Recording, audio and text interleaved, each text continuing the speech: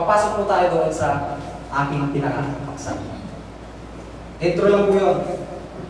Ang paksa po ay layunin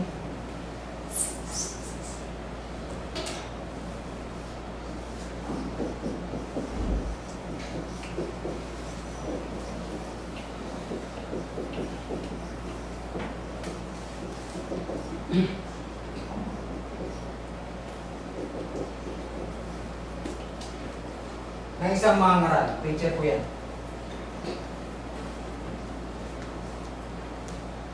Ano yung layunin ng isang mga ngaral? Yan.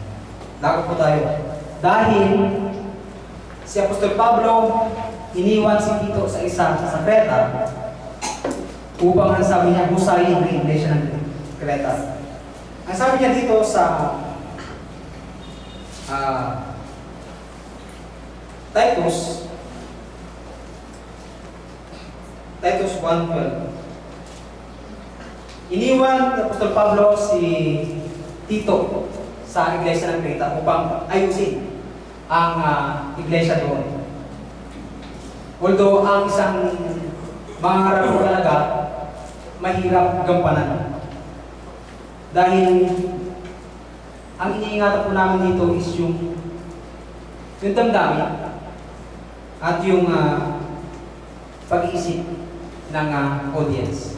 Dahil habang nagsasalita kami dito, hindi namin alam, baka may natatamaan pala. Pero ang sabi ng Apostol Pablo, kung ang kapatid ay nagkasala, paalalahanan mo sa lahat sa gitna ng kawa.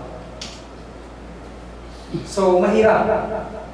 Kahit si Isaiah man, nung siya ay nangangaral dito sa lupa, siya po ay napagod. Tunay na nakapagod ang nagtuturo dahil ang daming tukso, ang daming mga pagsubok na hinaharap. Ang sabi nga ni Isaiah, makapyapan na natin ang kunti, ang sabi ni Isaiah, napagod si Isaiah po eh. Ang sabi niya sa Isaiah 6 verse 8, ang sabi niya, at narinig ko ang tinig ng Panginoon na nagsasabi, sinong susuguin ko? Sabi ng Panginoon. Aba, si Isaiah, ano to eh, mapusok. Kumbaga parang talagang agresibo. Sabi niya, ako Panginoon. Nag-ano siya, ang tawag ito, yung kusang loob. Ang sabi niya, ako Panginoon, subuin mo ako. At sinabi niya, yumaon ka sa ganang amin. Na magkagay sinabi ko, narito, subuin mo ako, Panginoon. So, sa mga ilang taon, nangaral si Isaiah. Ngunit, dumaan yung panahon. So, nangaral siya. Ang sabi sa 9, at sinabi niya, ikaw ay yumaon at sabayin mo, at saysayin mo sa bayan ito. At inyong narinig ka, ngunit hindi ninyo nauunawa. At nakikita nga, ngunit hindi ninyo namamanas. Ang sabi sa 10, patabain mo ang puso ng bayan ito. At iyong pabigatin ang kanilang mga pakinig. At iyong ipikit ang kanilang mga mata, baka sila ay mga kakita. At ang kanilang mga mata. At mga karinig ng kanilang mga pakinig. At mga kaunawa ng kanilang puso. At mga balik loob at magsikalin. Gusto ng Panginoon Diyos magbalik loob yung mga tinuturuan ni Isaiah. So, sa mahabang panahon, nagtuturo si Isaiah, napagod siya. Dumating sa punto na napagod siya. Ang sabi niya, nang magkagayoy sinabi ko, Panginoon, hanggang kailan? Hanggang kailan ako mangangaral? Ang sabi ng Diyos. At siya sumagot, hanggang sa ang bayan ay magiba na walang tumahan, at ang mga bahay ay mga wala ng tao, at ang lupain ay maging lubos ng iba. Hanggang may lupa, mangaral ka.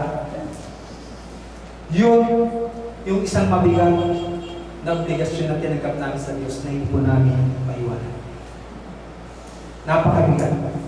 Dahil kung aalis kami, kung tatalikuran namin ang tinanggap namin kukuling ito, mananagot kami sa Diyos. Nasa Hebrew 10.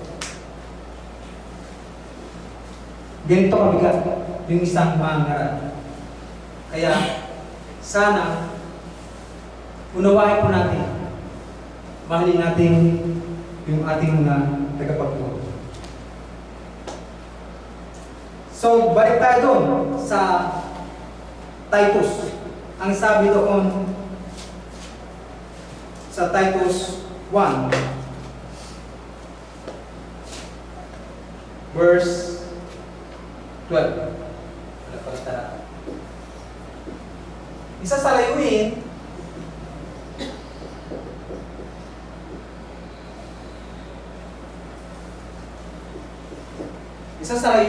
ng mga ngaral, ang sabi nito, sinabi ng isa sa kanila rin na isang propeta,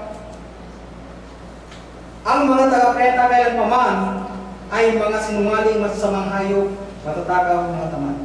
Kung ikaw sabihan ka na hayop ka, magagalit ka din, di ba? Kung pasamaan lang ng salita, mas hindi magsalita sa Apostol Pablo. Biro mo sabi na hayop ko, tao ang sinasabihin dito. Sakit nito. Ha? Sinungaling, masasamang hayop, matatakaw na mga tamad. Ang patutuong ito ay tunay dahil dito'y sawayin mong may kabagsikan sila upang mga pagkagaling sa pananampalataya. So, ang layunin ng isang mga ngaral, pwedeng magsaway.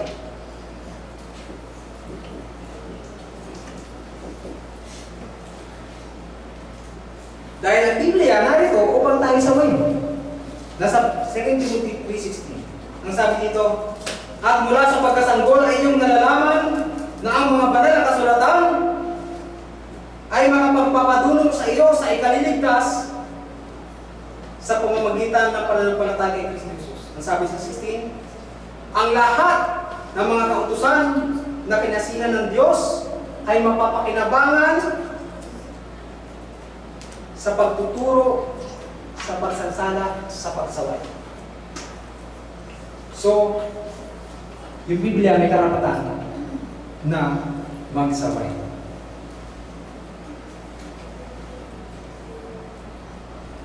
Ang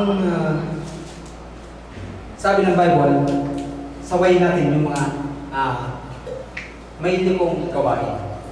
So, sana sa pagpasok ko natin dito, kung doon nasa ano nga po tayo sa pagsaway. Salamat dahil wala pong nakasumbrero ngayon. Dahil hindi ko po pinapatamaan yung nagsusumbrero.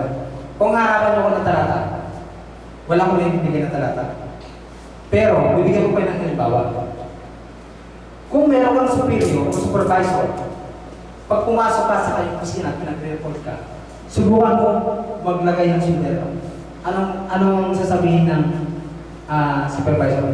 Bago ka pa lang pumasok sa opisina, kung may gwardiya dyan, papaalisin niya. Tama po ba? Bakit? Paggalang sa loob. Dito, sa pananambahan natin, alisin po natin. Baka mamaya, lahat tayo may mga sombrero na dito. Yung mga preacher na lang wala. Dahil, napansin ko lang po sorry po, dahil kailangan natin sabihin ito, dahil yun ang nakalagay sa banal na kasulatan, may talata po nga na ang Biblia ay pwede sumuway.